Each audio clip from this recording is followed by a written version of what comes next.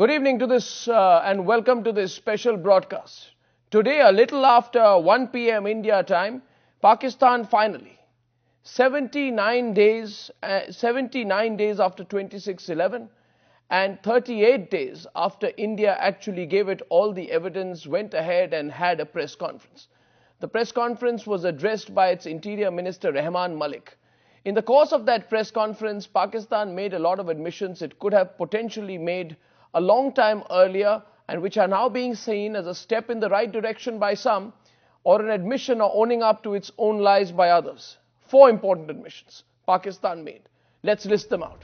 1. Pakistan has admitted now for the first time that the plot was hatched on its soil. Remember the interview that was given by the Pakistan High Commissioner to London to an Indian news channel saying this is not true. That was only 12 days back. Admission 2, that the plotters were Pakistani nationals. This is again something that even the National Security Advisor of Pakistan, Durrani, lost his job for not too long back. He may not come back, and this is both a source of great embarrassment as well as a realization of the truth by a lot of officials in Pakistan. Admission 3, that there is a Lashkar link to 26/11. Now, everyone knows that as per UN Resolution 1822, the Lashkar-e-Toiba is a hostile terrorist organization in 192 countries in the world. Pakistan has admitted today it operates flagrantly and openly on its own soil. And finally, what is probably causing the greatest pain for the Pakistani establishment, given the fact the Prime Minister stood up on the floor of the Pakistani Assembly and said that there is no evidence given by India, it is mere information. The entire statement that was read out by the Pakistan Information Minister today was on the basis of this admission that the information shared by India is authentic. Now that's the fact. But if there were 10 admissions, and yes, there were actually 10 of them, we've listed only 4 now. In the course of this special broadcast, we'll list the other 10. There were excuses too.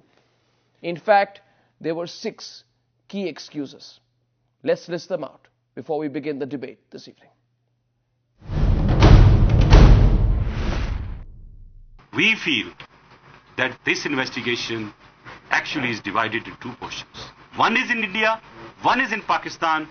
We have done our part and we will be requesting some additional evidence from India. We do not have the DNA of Kasab and we have requested the DNA of Kasab.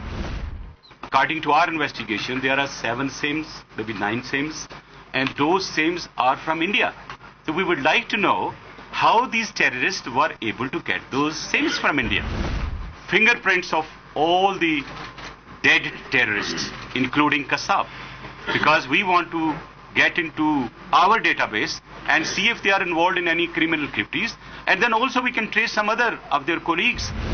Then, while this fishing trawler was heading towards Bombay, near Gujarat, they refueled it. Why it was not intercepted, it was refueled, we would like to know who helped.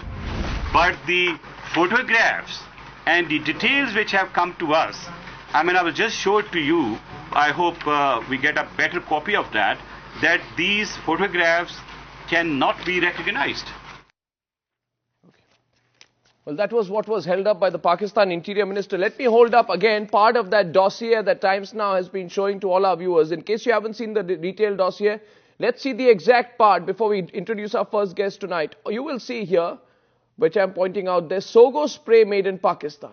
Part of the Interior Minister's press conference was actually detailing how this very spray, which India had put as part of the evidence, was used by the Pakistani terrorists to repaint the boat that they left behind, repaint, rename it Mashallah and send it back. If this is not evidence, what is? Vinod Mehta, my first guest on this special broadcast tonight. Vinod Mehta, now there are ways of looking at it. The one obvious way many people feel this should be looked at is that this is a great victory. A huge diplomatic victory for India because Pakistan has had to own up to several of its lies over the last 78 days. What do you think? Yeah, Adlab, yes. Pakistan has moved from 26/11 from that day. They have had 4 positions according to me. They've had unambiguous denial, they've had denial, they've had maybe, and now they have had partial admission. So I think that this is definitely a victory, diplomatic victory for India. And I think some kind of rebuff to the hotheads who were saying that break off diplomatic relations, etc. You must remember that in 2001, after the parliamentary attack, we put huge number of forces on the border, eyeball and eyeball confrontation, and we got nothing. This time we used sustained and patient diplomatic pressure, and I think we have achieved some kind of victory. But I warn against any air of triumphalism. I think we shouldn't say we have won and Pakistan is defeated. No one has won, no one is defeated. But we are moving in a certain direction which is positive, and now we must get down to the legal and diplomatic niceties of how these people are to be brought to book. One other point, Arnab, I'd like to make is that it seems to me that the Pakistanis will agree to almost everything we have said in our dossier except one thing.